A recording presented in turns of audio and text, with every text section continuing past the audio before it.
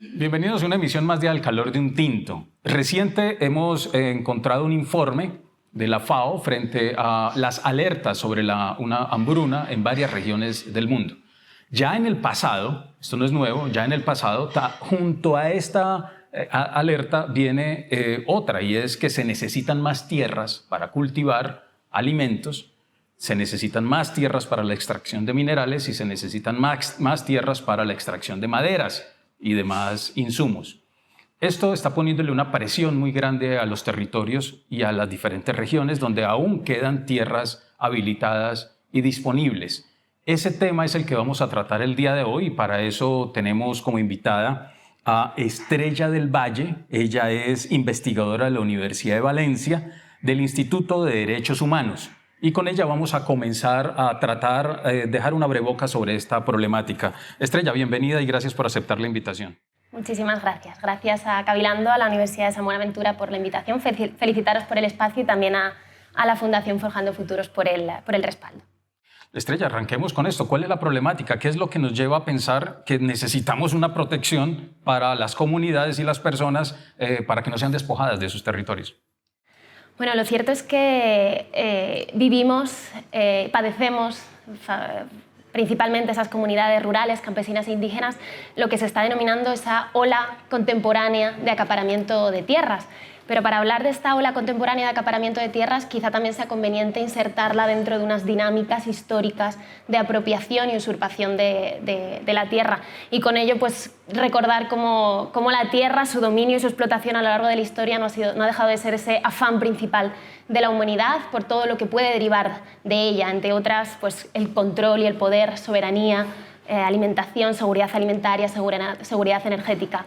Y un sinfín de elementos que de ello pudieran derivar. Pero con todo, insertado dentro de esas dinámicas históricas de apropiación de las que creo que no debemos olvidar, estudiar esos paradigmas de los estudios coloniales y precoloniales para poder entender qué es lo que está pasando en nuestros días.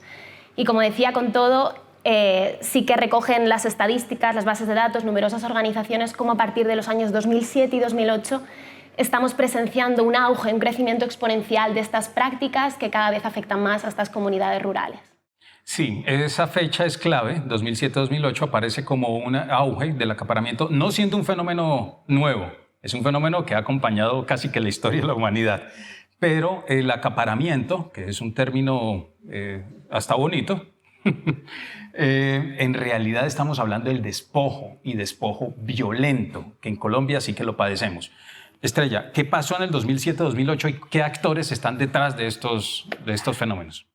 Bueno, pues en primer lugar, si hablamos de los años 2007 y 2008, tenemos que hablar de una crisis sistémica, una crisis del sistema tal y como lo conocíamos y con ello pues, una crisis económica financiera, una crisis alimentaria, una crisis energética.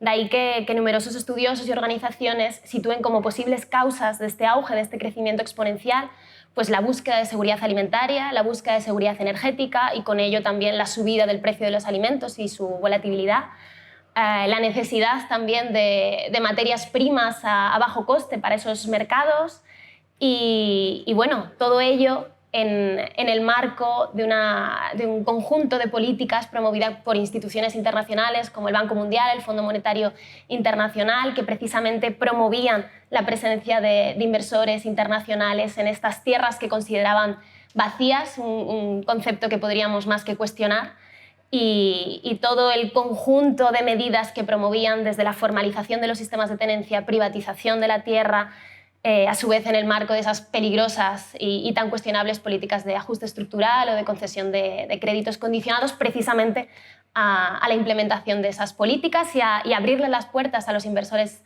internacionales.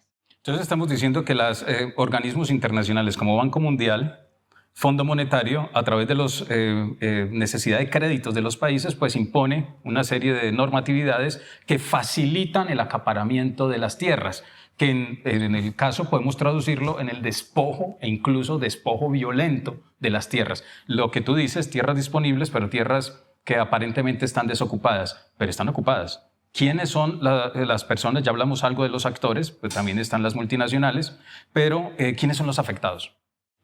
las comunidades más vulnerables y las comunidades más indefensas, que se encuentran sin instrumentos para hacer frente a estas amenazas tan voraces, de estos inversionistas tan voraces con los recursos y con sus derechos. Y un poco en relación a lo que mencionabas de esas tierras vacías, que en realidad no están vacías, sí que me gustaría resaltar un informe del Banco Mundial que publicó precisamente en el año 2010, en el que, más allá de calificar estas prácticas de despojo y de acaparamiento como meras adquisiciones de tierra a gran escala, centrando más su enfoque en las dimensiones de la adquisición y no tanto en el impacto que en realidad suponían para las comunidades afectadas, en este informe, junto a ese lema que imponían de maximizar beneficios y minimizar riesgos, llegaban incluso a seleccionar, mapear zonas que consideraban vacías, tierras que consideraban en desuso y que, por tanto, facilitaban la labor a los inversores, señalaban en qué tierras podían desembarcar, todo ello, por supuesto, sin tener en cuenta usos tradicionales como pudiera ser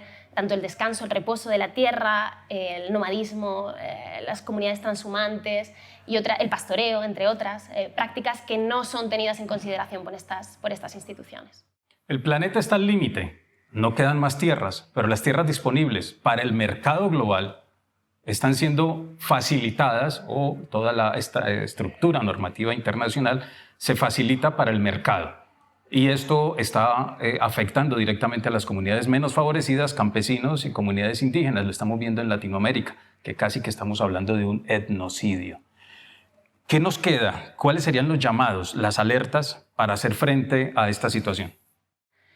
Bueno, pues en primer lugar yo diría que comenzar a hablar del despojo, del acaparamiento de tierras como una práctica vulneradora de derechos humanos, no seguir esas directrices del Banco Mundial que nos dicen que son meros riesgos para las comunidades, riesgos que pueden ser minimizados, no. Estamos hablando de vulneraciones de derechos humanos y si hablamos de vulneraciones de derechos humanos nos tenemos que ir a instrumentos jurídicos internacionales que protegen esos derechos y a obligaciones internacionales de los Estados de proteger, de respetar y de hacer efectivos esos derechos. Es algo que no están teniendo en consideración y creo que es un enfoque a la hora de analizar la materia muy importante. Hablamos de vulneraciones de derechos y hablamos de incumplimiento de los Estados. ¿Qué camino le queda a las comunidades? Bueno, resistir, reivindicar y exigir esos derechos, seguir reivindicando esos derechos ante todos los escenarios posibles y a la comunidad internacional, a los Estados, trabajar en ese reconocimiento, en esa protección y cómo no, también exigir responsabilidades a aquellos actores que perpetran este tipo de prácticas, desde actores internacionales, desde actores estatales como actores no estatales, empresas transnacionales, fondos de inversión, estados, exigir responsabilidad a quien ha de hacerse. Perfecto, exigir responsabilidad y a las comunidades y organizarse, defender sus derechos y articularse. Un llamado también a las comunidades urbanas, que tienen una responsabilidad grande, aunque no lo parezca, pero la responsabilidad es grande, poderse articular y defender el derecho a la tierra. Bien, muchas gracias a Estrella y nos estaremos encontrando en otra emisión de Al calor de un tinto. Muchas gracias.